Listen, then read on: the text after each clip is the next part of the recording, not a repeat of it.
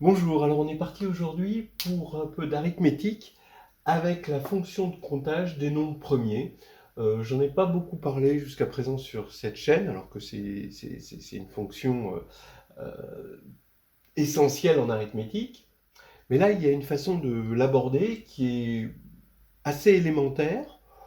C'est le problème de CAPES externe 2008, où on arrivait à trouver une minoration assez sympathique de pi de n à peu de frais. Je dis à peu de frais, ça aurait même pu être un problème de bac scientifique début des années 80. Bon, ça demande juste l'intégration par partie et le théorème fondamental de l'arithmétique. Alors, je vous explique un petit peu. Pi de n, c'est le cardinal, donc c'est cette fonction de comptage, c'est le cardinal de P, donc on regarde les nombres premiers qui sont plus petits ou égaux à n. Alors n, c'est a priori un entier positif, mais on pourrait regarder, ce ne serait pas plus compliqué de regarder pi de x, où x est réel, positif. On va se contenter de pi de n. On va appeler Pn l'ensemble des nombres premiers plus petits ou égaux à n. Voilà. Alors, j'entends nombre premier strictement positif. Et bon, on a un résultat qui, lui, est profond, qui, lui, est difficile d'accès, qui dit que pi de n, quand n tend vers l'infini, est équivalent à n sur log de n. Ça a été prouvé par Hadamard et de Laval-et-Poussin, indépendamment en 1896. Et ce qui revient à dire que, bon, on peut le voir comme ça, que le nème nombre premier, donc c'est par une formule d'inversion, en quelque sorte, que le nème nombre premier est équivalent à n log de n. Voilà, c'est un résultat. Mais ce résultat, il demande de l'analyse complexe et bon, il est vite en dehors du champ de ce qu'on peut faire à l'agrégation. Alors, allons-y pour la proposition que l'on va démontrer là aujourd'hui. On a une minoration, c'est-à-dire pi de n est supérieur ou égal à log de 2 fois n sur log de n. Ce qui est pas mal quand on pense que l'équivalent est là, que log de 2 c'est 0,69. Et bon, pour la petite histoire, bon, je pense qu'on verra sur cette chaîne dans un deuxième temps que pi de n possède une majoration très simple à obtenir, et pi de n est plus petit que e n sur log de n. Ce qui va faire qu'à moindre frais, pi de n est bien encadré en quelque sorte, et bon, vraiment à pas cher. Alors, on va donc montrer ceci. Alors ça, c'est vrai en plus, c'est pas que pour n autour de l'infini, ou n assez grand, c'est quel que soit n, strictement supérieur à 2. L'idée générale est d'introduire delta n, qui va être le ppcm de tous les nombres de 1 à n. Voilà. Et lui va s'intercaler, delta n va s'intercaler entre n puissance pi de n et 2 puissance n. C'est ça qu'on va montrer. Ce qui va faire que quand on va prendre le log dans cette inégalité-là, de là à là, eh bien, ça va nous donner exactement cette inégalité-là. Bien. Alors, cette inégalité, elle est facile, on va la voir tout de suite. Celle-ci, elle va nous demander un peu plus d'effort et l'introduction d'une fonction arithmétique essentielle qui s'appelle la fonction bêta. Alors, allons-y d'abord pour cette première inégalité. On va montrer que n puissance pi de n est supérieur ou égal à delta n. Bon.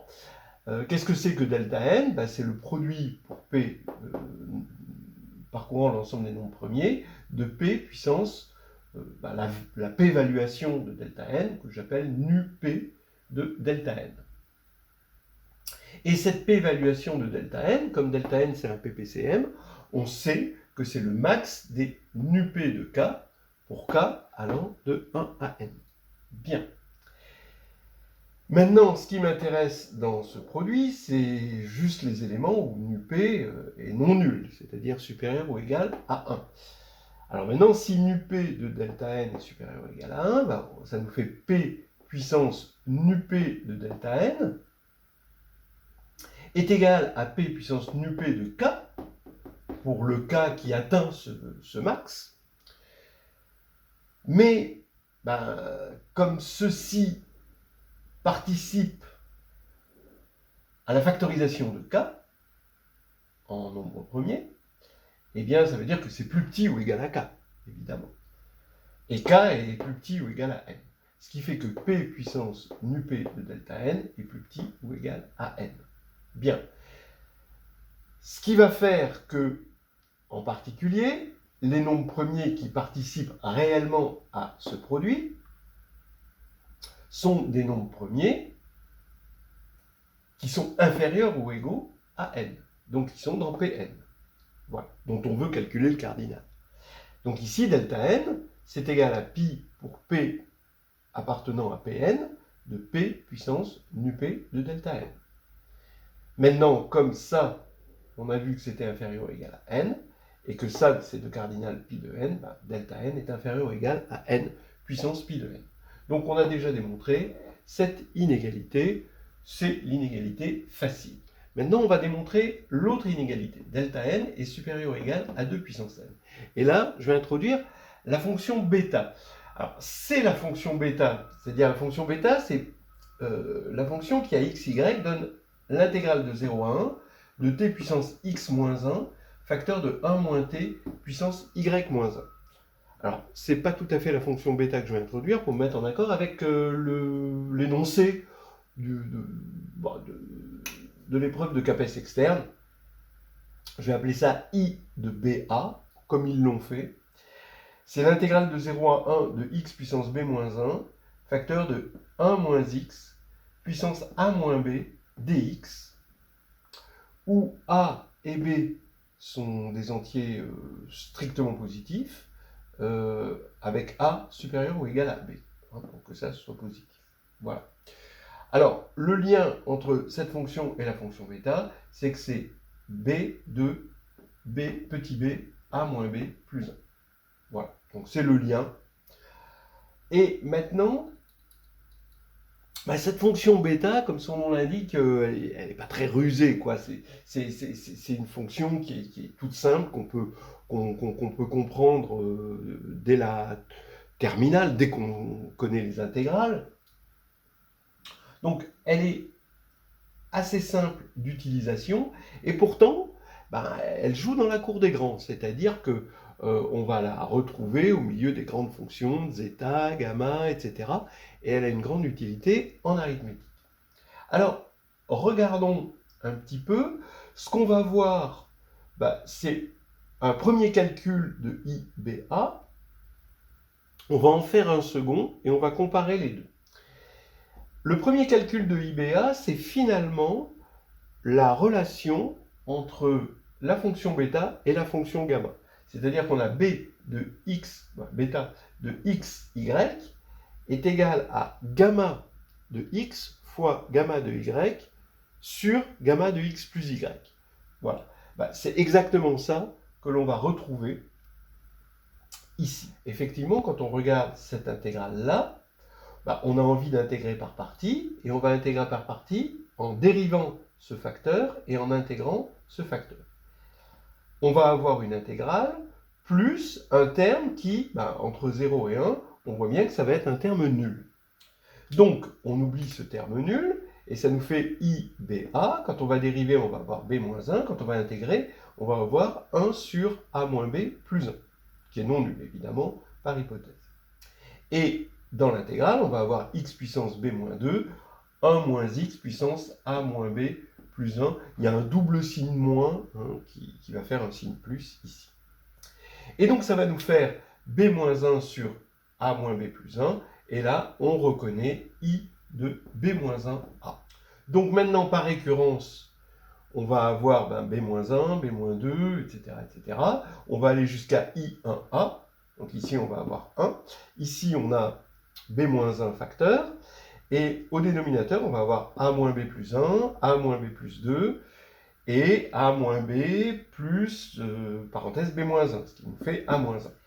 fois I de 1A. Cette fois-ci, A, lui, il ne bouge pas, hein, d'accord? Et c'est B qui diminue jusqu'à 1.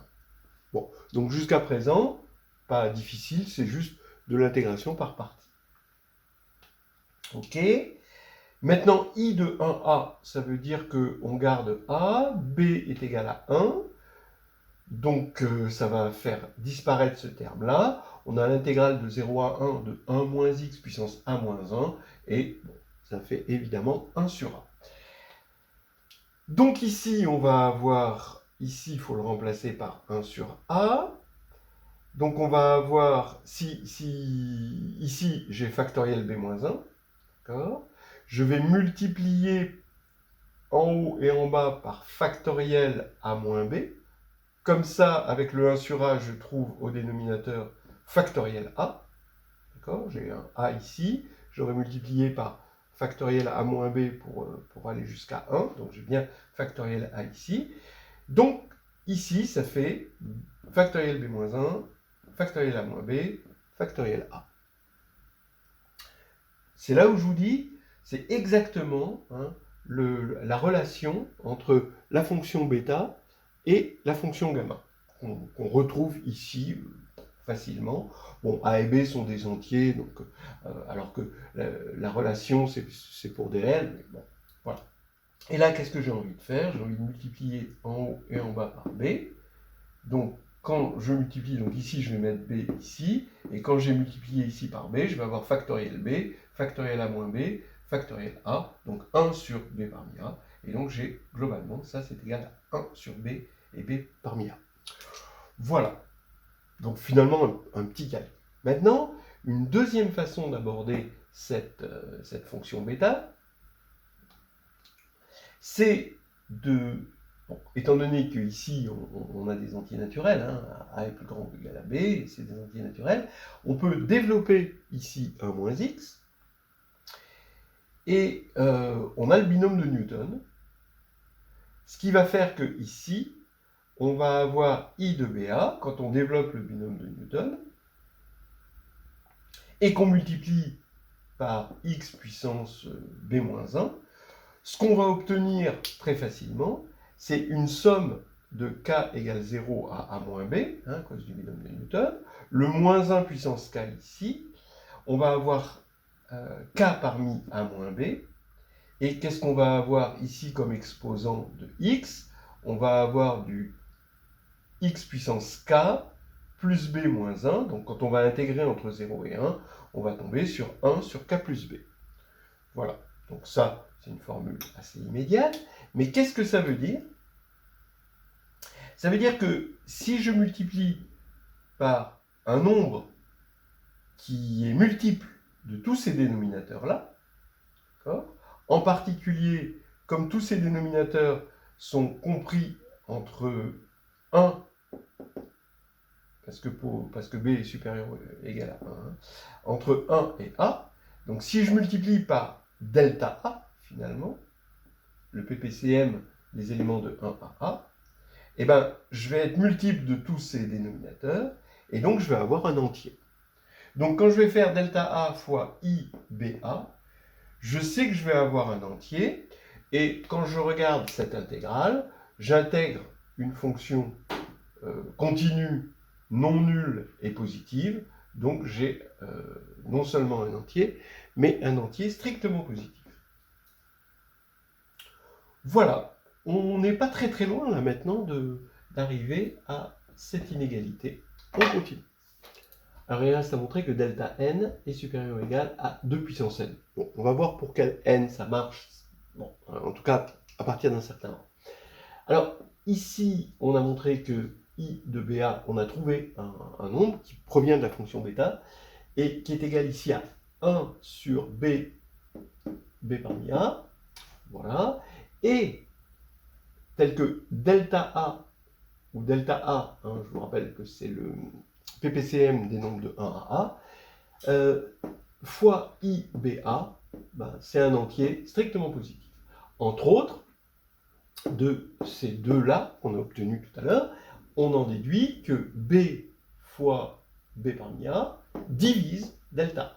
Voilà. C'est en fait juste ça que l'on va exploiter à fond. Dans un premier temps, regardez, prenons b égale n et a égale 2n. Ça fait n parmi 2n divise delta 2n. Mais delta 2n, évidemment, il divise delta 2n plus 1. Ben oui, pourquoi? Parce que ça c'est le PPCM des nombres de 1 jusqu'à 2n, et ça c'est le PPCM des nombres de 1 jusqu'à 2n plus 1, qui contient évidemment l'ensemble des nombres de 1 jusqu'à 2n. Donc il va être multiple de tous les nombres de 1 jusqu'à 2n, donc en particulier, il va être multiple du PPCM de ces nombres. Bien. Alors donc lui divise lui. Et il y a un nombre encore plus naturel qui divise lui. Si je prends b égale n plus 1 et a égale 2n plus 1, ben j'ai n plus 1 fois n plus 1 parmi 2n plus 1 qui divise évidemment delta 2n plus 1, d'après cette divisibilité-là. Bien. Alors maintenant, il y a une espèce de formule de transfert qu'on va utiliser ici pour faire le lien entre ça et ça. Regardez, n plus 1, quand je le multiplie par n plus 1 parmi 2n plus 1, bah ça nous fait cette formule-là. Le n plus 1 va se simplifier ici pour laisser un factoriel n. Et le 2n plus 1, je peux le mettre en facteur pour laisser un factoriel 2n. Et là, je vais avoir 2n plus 1, facteur de n parmi 2n. Vous voyez ce transfert, bon, c'est une formule classique hein, dans les nombres binomiaux. Et donc, ce que j'ai montré, puisque ça divise ça, je viens de montrer donc que lui divise ça. Très bien. Donc regardez, j'ai lui qui divise lui, et lui qui divise le même élément. Donc ça veut dire que le PPCM de ces deux-là divise lui, évidemment. Mais comme il y a déjà un facteur commun, il suffit de trouver le PPCM entre n et 2n plus 1. Mais n et 2n plus 1, évidemment, ils sont premiers entre eux. Parce que si j'ai un nombre qui divise n et 2n plus 1, ben forcément, il va diviser 1. Donc c'est 1. Ce qui va faire que le PPCM, ça va être n, facteur de 2n plus 1, fois n parmi 2n. Et donc ça divise delta 2n plus 1. Voilà. Très bien. Alors, on continue. Troisièmement. Alors, vous avez remarqué hein, certainement que dans les lignes du triangle de Pascal, bah, ça monte il y a une symétrie, hein, et ça monte, et ensuite ça descend. En particulier, ça veut dire que n parmi 2n est toujours le plus grand. Hein. Ici, il est plus grand que k parmi 2n, quel que soit k. Bon, alors, ça, si vous voulez vraiment le démontrer rigoureusement, c'est facile, parce que tant que k est inférieur ou égal à n, vous voyez que pour aller de k à k plus 1, ici, dans cette formule, bah, vous multipliez par un nombre qui est plus grand que ce que vous divisez. Et donc, forcément, vous augmentez. Vous multipliez globalement par un rationnel qui est plus grand que 1, donc vous augmentez votre nombre. Et ensuite, dans l'autre sens, évidemment, vous descendez, mais c'est ça, c'est de la symétrie. Donc ça, c'est très facile à voir. Et donc, regardez maintenant, 4 puissance n, c'est 1 plus 1 puissance 2n, évidemment. Maintenant, je développe ça avec la formule du binôme. Ça fait la somme de k égale 0 à 2n, de k parmi 2n. Mais tous ces nombres-là sont inférieurs à n parmi 2n, d'après ça. Donc, globalement, comme il y a 2n plus 1 terme, bah, c'est inférieur ou égal à 2n plus 1, n parmi 2n. Voilà. Donc maintenant, regardez, hein, vous avez n fois ça, qui est plus petit que ça, et qui est plus grand que n fois 4 puissance n. Donc regardez, maintenant on va démontrer ceci, hein, en faisant deux cas. Soit n est impair, soit n est pair. Si n est impair, n s'écrit 2m plus 1. Delta n, c'est delta 2m plus 1. Delta 2m plus 1, d'après cette divisibilité-là, c'est supérieur ou égal à m, 2m plus 1, m parmi 2m. C'est exactement ça. Et d'après cette inégalité-là, je prends juste cette partie-là, Je sais que c'est supérieur à 4 puissance m, donc globalement avec ce m, ça fait supérieur à m 4 puissance m. Bien. On va supposer que m est supérieur ou égal à 4. Comme ça, delta n est supérieur ou égal à 4 puissance m plus 1. Donc ça fait 2 puissance 2m plus 2. Mais 2m plus 2, c'est n plus 1. Donc ça fait 2 puissance n plus 1 qui est supérieur ou égal à 2 puissance n. Donc c'est bon dans ce cas-là. Attention, hein, on a regardé à partir d'un certain rang. Et ici, c'est à partir du rang 9, hein, puisque pour m supérieur à 4, ça revient à n supérieur ou égal à 9. Bon, maintenant si n est pair, bon, bah pareil, on va prendre n égale 2m plus 2, ça fait delta n est égal à delta 2m plus 2, qui est supérieur ou égal à delta 2m plus 1, comme on avait vu ici, hein, par divisibilité, hein, carrément, et qui est supérieur ou égal à m puissance 4m. Encore une fois, je prends m supérieur ou égal à 4, ce qui va faire que delta n est supérieur ou égal à 4 puissance m plus 1, et ça nous fait 2 puissance 2m plus 2, et donc ça fait 2 puissance m. Donc, dans tous les cas, on a delta n supérieur ou égal à 2 puissance n, à partir de quoi? Ben, à partir de 9, hein, à partir de n égale 9, parce que ça, c'est les paires à partir de 10, et l'autre, c'est les paires à partir de 9. Donc, à partir de 9. Donc, pour n supérieur ou égal à 9, qu'est-ce qu'on a démontré? On a démontré tout à l'heure que n puissance pi de n est supérieur ou égal à delta n, qui est supérieur ou égal à 2 puissance n, et comme je vous ai dit tout à l'heure, on prend le log des deux côtés, ça nous fait pi de n, et on divise par log de n, évidemment, ça nous fait pi de n est supérieur ou égal à log de 2 fois n sur log de n. Maintenant, cette inégalité, on l'a prouvée uniquement pour les n supérieurs ou égaux à 9, mais finalement, il reste des cas particuliers, et on fait à la main tout le reste, et on arrive, alors pour n égale 2, c'est faux, et ça va être vrai à partir de 3, on le vérifie à la main, c'est assez agréable à faire, mais bon, je ne vais pas le faire devant vous, c'est assez trivial. Voilà. Eh bien, on a montré ça. Dans une seconde vidéo, on essaiera de montrer que une majoration, où log de 2 est là cette fois-ci remplacé par E, la base du logarithme népérien. Voilà, c'est terminé.